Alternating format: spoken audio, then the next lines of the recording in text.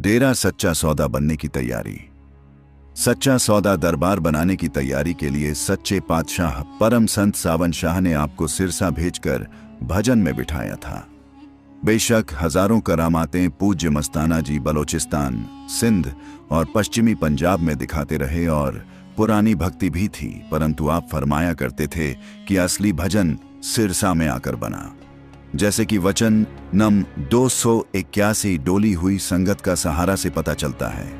यह वचन बहुत लंबा है, परंतु इसका थोड़ा थोड़ा हवाला आगे दिया जा रहा है।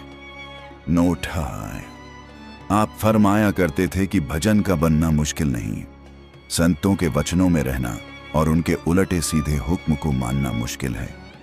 जो परम संतों के हुक्म में काम करता है उसका भजन बना बनाया है। यही बाबा जयमल सिंह जी महाराज ने सच्चे पातशाह को एक खत में लिखा था।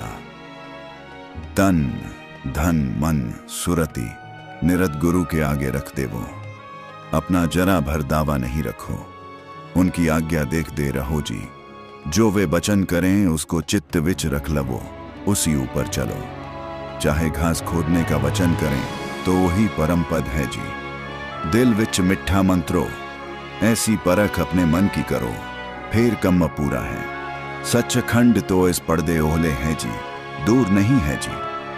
चिट्ठी नन 70 वचन नन 281 रुपए तो मस्ताना गरीब की 3 आसा इस कलयुग के अंदर पूरी किया। चौथी 16 आस सिरसा में आकर पूरी किया। पहली आस, पहले जब नाम लेकर गए तो ख्याल आया सारे बलोचिस्तान में सच्चे पातशाह का जस चले और खूब भंडारे हों और बलोचिस्तान को पता चले कि इंसान के अंदर प्रकट हुआ राम गैबी राम से काम करने में कितना समर्थ है। ऐसे भंडारे हुए कि बलोचिस्तान में हल्ला पड़ गया।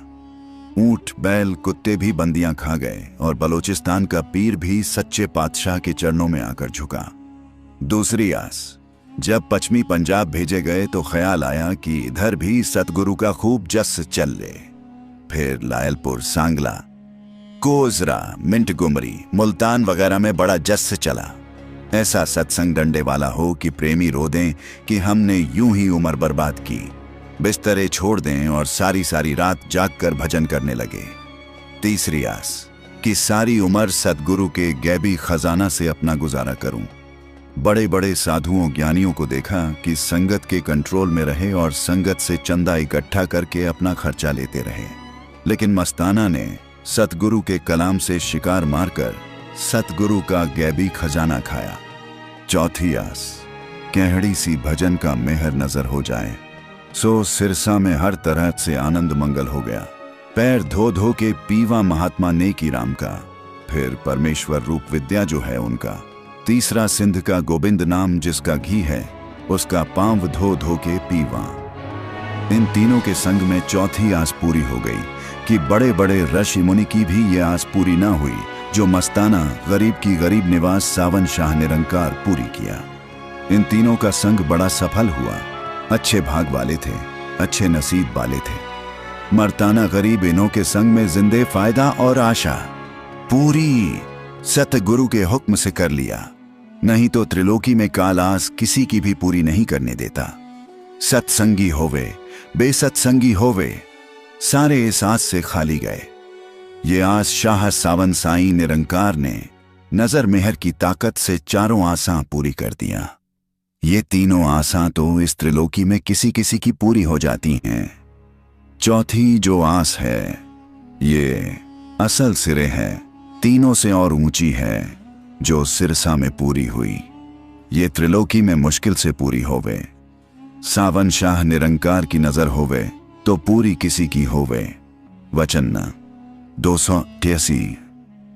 ऐसा गुरुमुख कोई विरला ही होता है जिसकी ये चौथी आस पूरी होती है। कोटि मधे को विरला सेवकु होरी सगले ब्यूहारी, जन नानक कोटन मैं कोऊ भजनु राम को पावे। 17। संतों को सख्त भजन अभ्यास करना पड़ता है।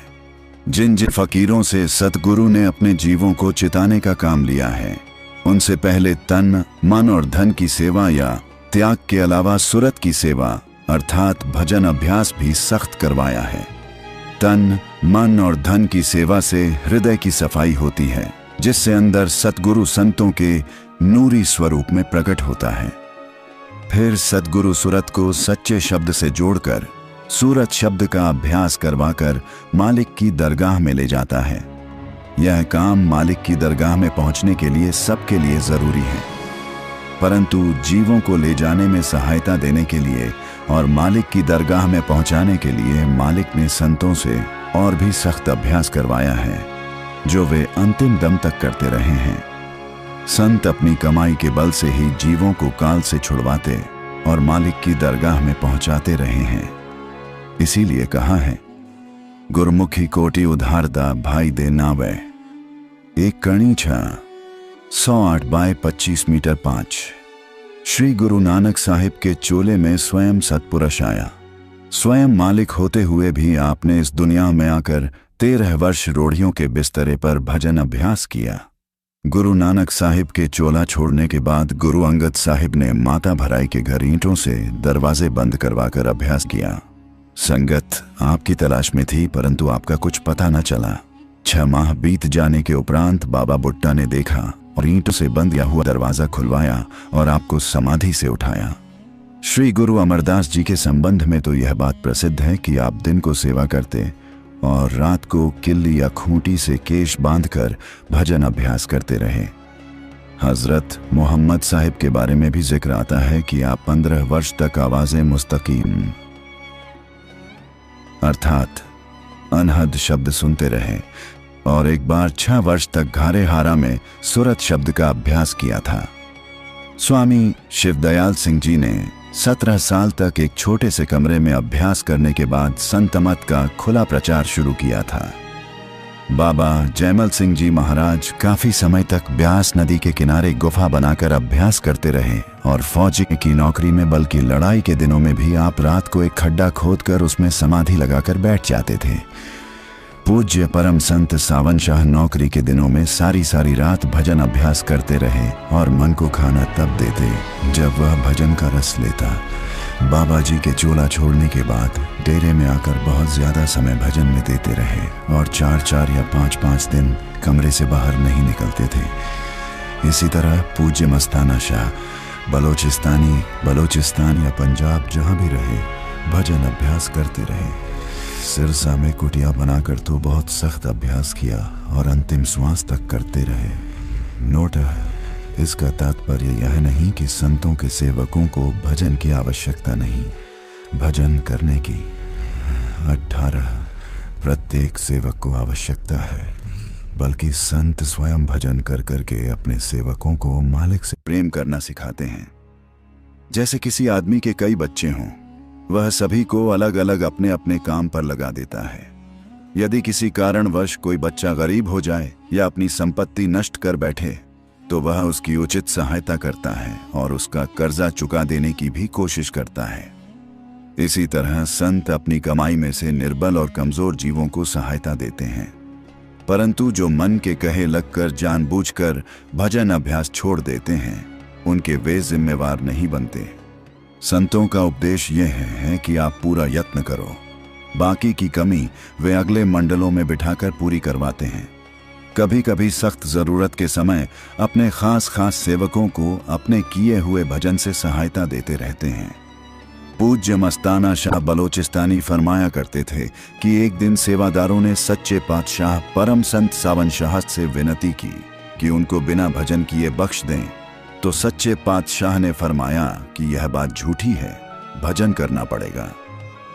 जब मैं जालंधर में नौकरी करता था तो एक दफा वहां से व्यास डेरे गया। रात को 11 बजे के लगभग मैं सच्चे पातशाह के पास अकेला ही था। तब मैंने स्वयं भी सच्चे पातशाह से विनती की थी कि भजन नहीं होता। इस पर मुझे डांटते हुए उन्होंने फरमाया कि भजन करना पड़ेगा। जो मालिक आपको रोटी देता है और हर प्रकार से संभाल करता है, उसका भजन नहीं करना। इसी तरह दया मेहर मांगने पर पूज्य मस्ताना शाह ने किसी को कहा कि भजन करना पड़ेगा। यह कोई हराम का माल नहीं, परंतु जिस बॉडी से सतगुरु काम लेता है उसको अपना किया कराया देता है। यह वस्तु मांगने पर नहीं मिलती। जिसको उचित समझता है उसकी बॉडी तैयार करके उसको बख्शता है। ऐसी रूहें पहले से ही तैयार हुआ करती हैं और बचपन से ही उनका चाल चलन अच्छा हुआ करता है। भजन करना एक लंबा कोर्स है। इसको पूरा करने के लिए कई कई जन्म लग जाया करते हैं। जैसे कि कबीर साहिब लिखते हैं कि ऐ मालिक, मैं पिछले जन्म में भी तेरा सेवक रहा हूं। इसी कारण मेरे हृदय में, माथे में सच्चे नाम की धुन जो सहज अवस्था से आ रही है, प्रकट होकर सुनाई देने लगी है। अब मैं उसे छोड़ नहीं सकता। पूरब जन्म हम तुम्हारे सेवक, अब तू मिटिया न जाई। तेरे दुआरे धुनी सहज की माथे मेरे दगाई। धन धन सतगुरु तेरा ही आसरा, हाजिर नाजर जिंदा राम तेरा ही आसरा। शाह मस्ताना जी की प्यारी साथ संगत जी।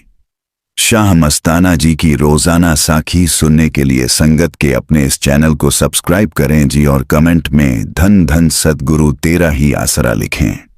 भजन सिमरन करते रहना।